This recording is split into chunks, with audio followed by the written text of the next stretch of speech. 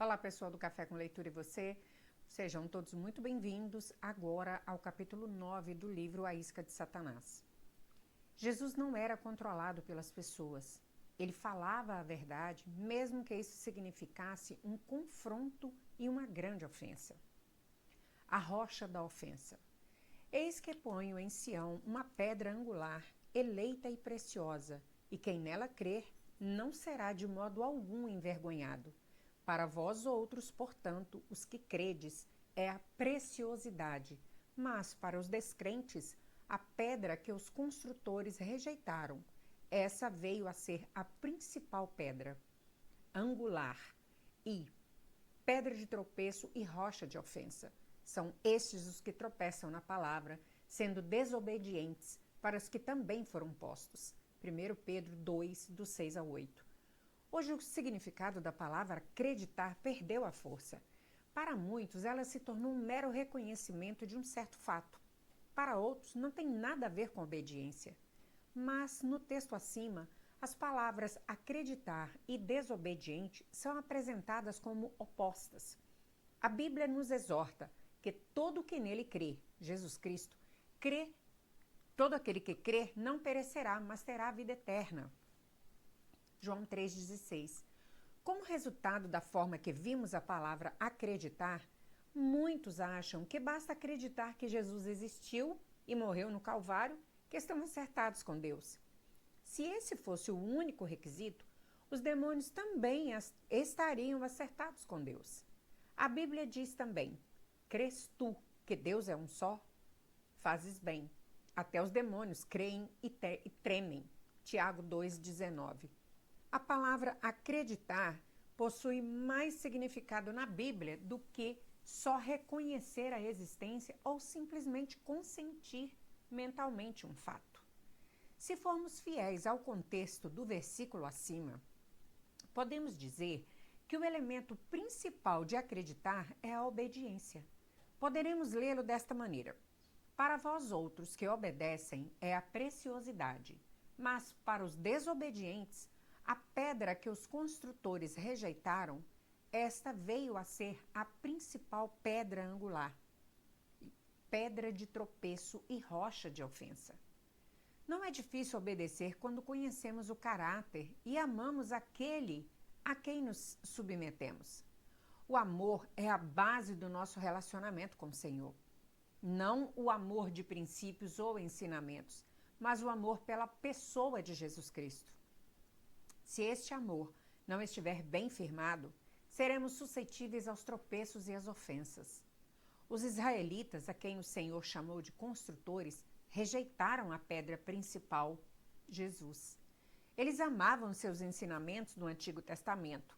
Estavam satisfeitos com suas interpretações porque podiam usá-las para seu próprio benefício e para controlar os outros. Jesus desafiou o legalismo que eles eram tão precioso. Jesus argumentou com eles: examinais as Escrituras, porque julgais ter nelas a vida eterna, e são elas mesmas que testificam. João 5,39. Não eram capazes de compreender que Deus, desde o princípio, desejou filhos e filhas com quem pudesse ter um relacionamento. Eles queriam envergonhar e reinar. A lei falou mais alto do que o relacionamento. Rejeitaram o que foi dado livremente. Talvez preferissem ter conquistado. Dessa forma, a dádiva de Deus, Jesus Cristo, a esperança de vida e salvação, eles, tornou-se pedra de tropeço e rocha de ofensa. Simeão profetizou quando tomou o bebê Jesus em seus braços no templo: eis que este menino está destinado tanto para a ruína como para levantamento de muitos em Israel. Lucas 2,34. Note a ruína e o levantamento. Aquele que foi dado para trazer paz ao mundo acabou trazendo a espada da divisão àqueles a quem foi enviados. Mateus 10,34. E vida para os vitimados, para construtores, os ministros daquela época. Jesus e as ofensas.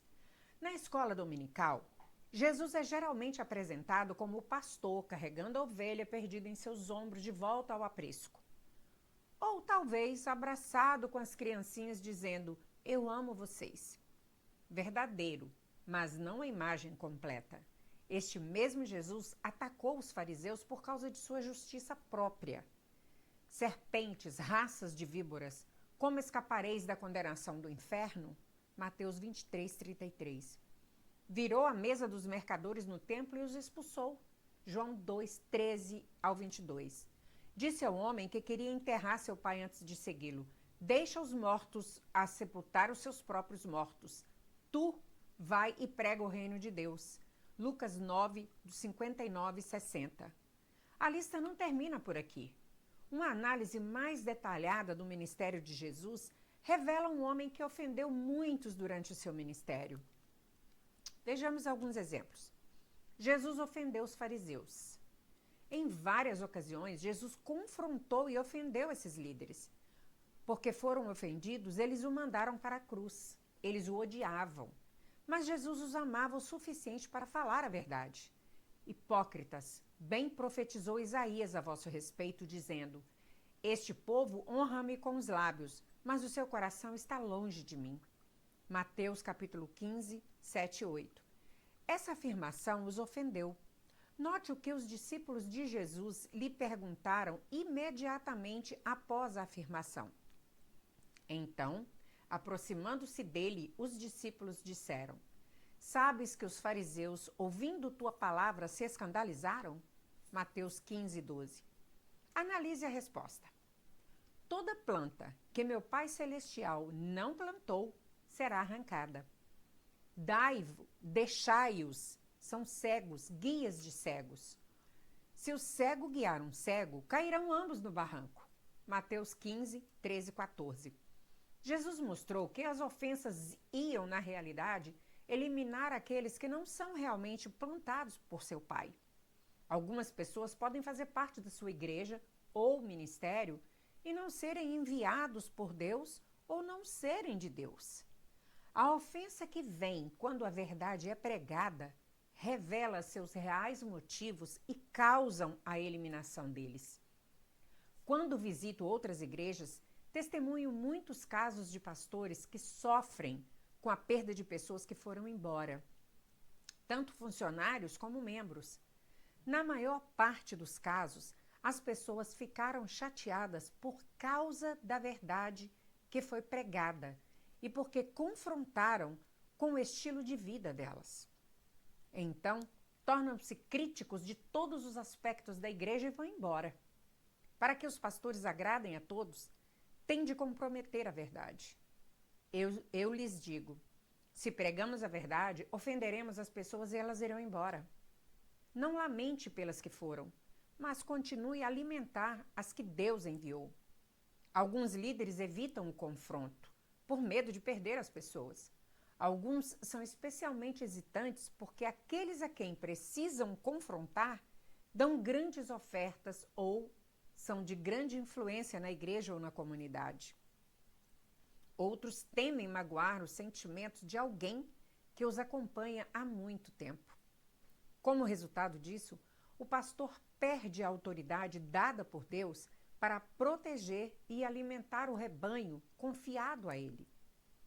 Quando iniciei o pastorado, um homem sábio me alertou: agarre a sua autoridade ou alguém vai tirá-la e usá-la contra você. Samuel era um homem de Deus que não compreendia a verdade por ninguém, nem mesmo pelo rei. Quando Saul desobedeceu a Deus, o Senhor disse a Samuel para confrontá-lo. Assim ele fez. Infelizmente, Saul não reagiu à palavra do Senhor com arrependimento genuíno. Estava mais preocupado com o que os outros iam achar dele. Quando Samuel ia saindo, se agarrou ao seu manto, rasgando uma beirada dele. Samuel acabou com ele com essas palavras: o Senhor rasgou hoje de ti o reino de Israel. 1 Samuel 15, 28. Não era isso que Samuel queria para Saul. Ele se entristeceu por Saul. Havia ungido Saul como rei. Treinou para governar e presidiu sua coroação. Era amigo pessoal dele, mas ousava como Deus reagiu à tristeza de Samuel. Até quando terás pena de Saul, havendo-o eu rejeitado, para que não reine sobre Israel? Enche um chifre de azeite e vem. enviar-te-ei. 1 Samuel 16:1. Deus estava dizendo que para Samuel continuar a andar na unção, teria de perceber que o amor e o julgamento de Deus eram perfeitos. Se Samuel voltasse a Saul após Deus tê-lo rejeitado, não teria mais azeite. Se continuasse de luto, não iria a lugar algum. Os pastores que têm pena e choram a saída de algumas pessoas da igreja ou se recusam a confrontar os membros porque são seus amigos, acabam ficando sem azeite em sua vida. Alguns ministérios perecem, enquanto outros simplesmente fingem estar vivos.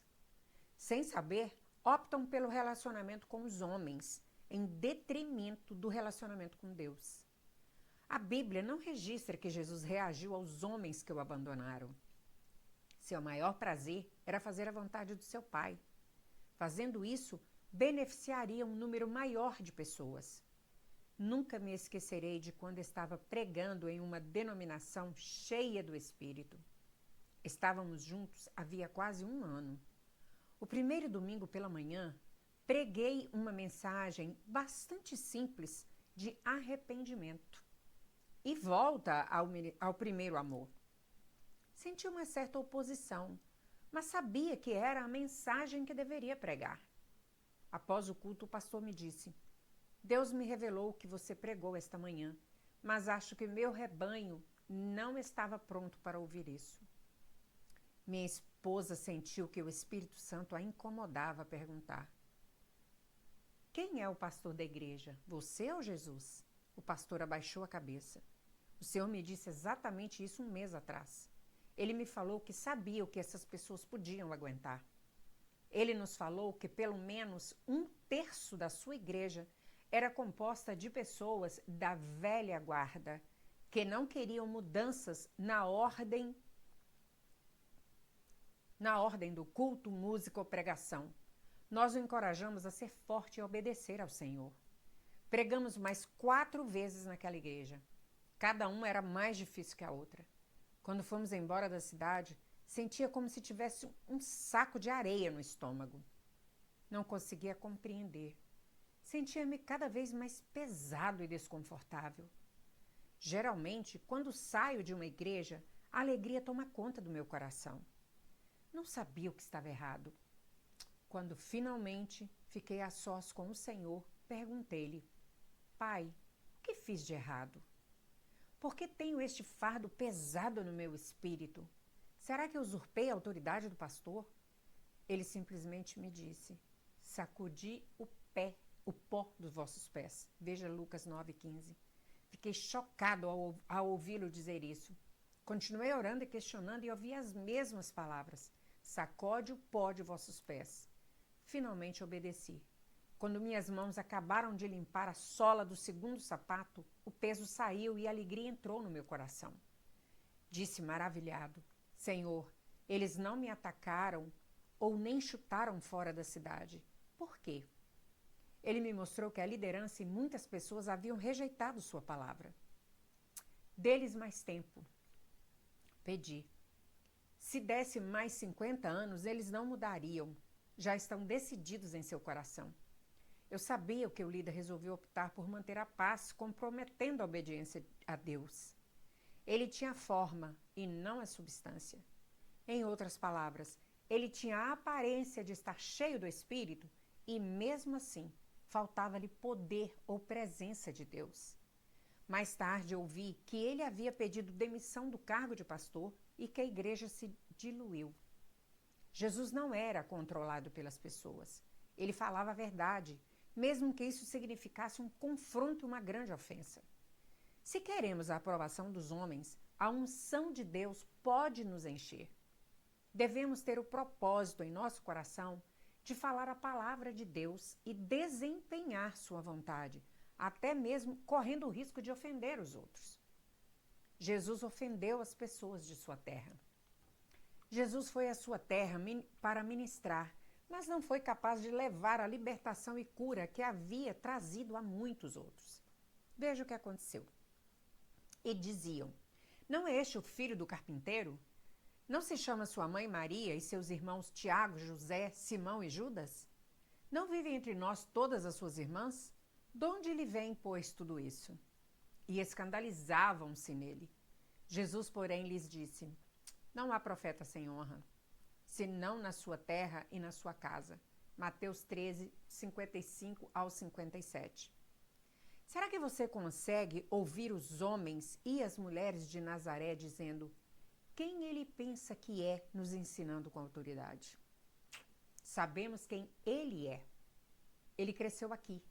Nós somos mais importantes aqui. Ele é apenas o filho de um carpinteiro.